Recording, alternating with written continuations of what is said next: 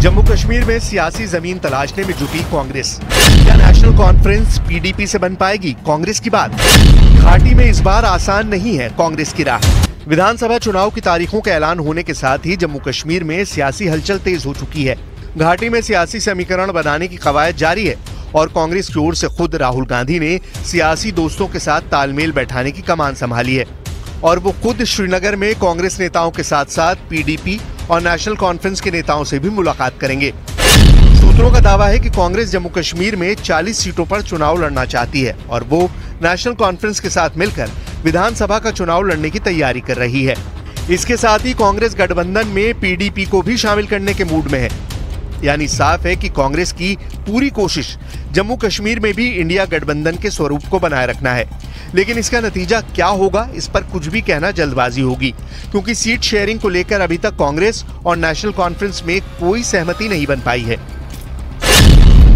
सूत्रों का दावा है कि उमर अब्दुल्ला कांग्रेस को 25 से ज्यादा सीट नहीं देना चाहते और न ही वो पीडीपी के साथ गठबंधन करने के मूड में दिख रहे हैं, क्योंकि उमर अब्दुल्ला का मानना है कि जम्मू कश्मीर में महबूबा मुफ्ती की पार्टी हाशिए पर आ चुकी है। लेकिन फिर भी कांग्रेस पीडीपी और नेशनल कॉन्फ्रेंस को साथ लाने की पूरी कोशिश कर रही है। लेकिन दोनों पार्टियों में बात नहीं बनने की सूरत में कांग्रेस ने प्लान बी भी तैयार कर लिया है, जिसके मुताबिक पीडीपी से बात नहीं बनने की सूरत में कांग्रेस कुछ सीटों पर पीडीपी के साथ फ्रेंडली फाइट के पक्ष में है। इसके साथ ही कांग्रेस महबूबा मुफ्ती की बेटी के खिलाफ उम्मीदवार नहीं उतारेगी। कांग्रेस जम्मू कश्मीर में सरकार बनाने के लिए हर मौके को आजमाना चाहती है। अलायंस का जहां तक ताल्लुक है, वो हर लाइक माइंडेड पार्टी के साथ बातचीत हो सकती है।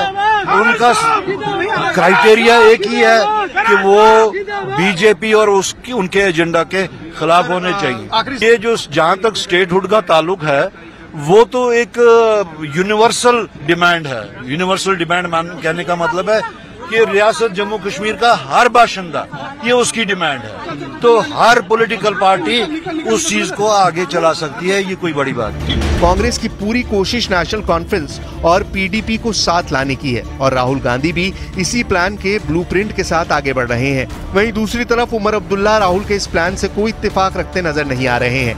तो महबूबा मुफ्ती ने भी नेशनल कॉन्फ्रेंस और कांग्रेस के साथ जाने को लेकर अपने पत्ते नहीं खोले। पिछले 5 साल से बहुत मुश्किल दौर से गुजर रहा है। हालात ऐसे हैं कि बात करके भी बात नहीं की जाती है। डर है, खौफ है, कोई दिखाता नहीं पर अंदर से सबको डर है, मुश्किलात हैं। तो ऐसे में जितने लोग हमारे साथ जुड़ते हैं, हमारी पार्टी को मजबूत बनाते हैं, तो उससे जम्मू कश्मीर के लोगों की आवाज़ मजबूत बन जाती है कि यहाँ बात करने की जरूरत है।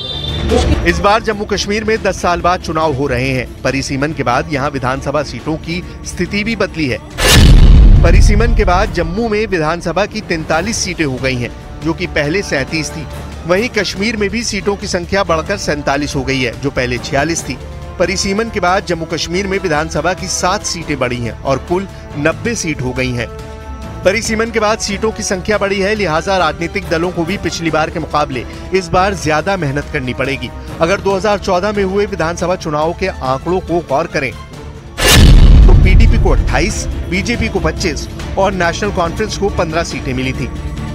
लेकिन इस साल हुए लोकसभा चुनाव में नतीजे बिल्कुल अलग देखने को मिले। 10 साल पहले हुए विधानसभा चुनाव में पीडीपी सबसे बड़ी पार्टी बनी थी, लेकिन लोकसभा चुनाव में पीडीपी का खाता भी नहीं खुला था, जबकि बीजेपी और नेशनल कॉन्फ्रेंस को 2-2 सीटें मिली थी। लोकसभा चुनाव के बाद से घाटी में सियासी समीकरण तेजी से बदले हैं। इस एक दशक में घाटी के बड़े बड़े नेताओं के पास साख बचाने का संकट है, तो इस बार गुलाम नबी आजाद की पार्टी भी विरोधियों को कड़ी टक्कर दे सकती है। ऐसे में राहुल गांधी किस हद तक सियासी दलों को अपने साथ जोड़ने में कामयाब हो पाते हैं, ये देखने वाली बात होगी।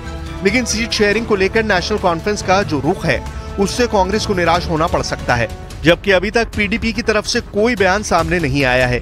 वहीं गुलाम नबी आजाद भी कह चुके हैं कि सेक्युलर पार्टियों के साथ उनकी बातचीत जारी है। लेकिन 90 सीटों पर होने वाली इस चुनावी जंग में किसका पलड़ा भारी रहेगा, फिलहाल ये कह पाना मुश्किल है।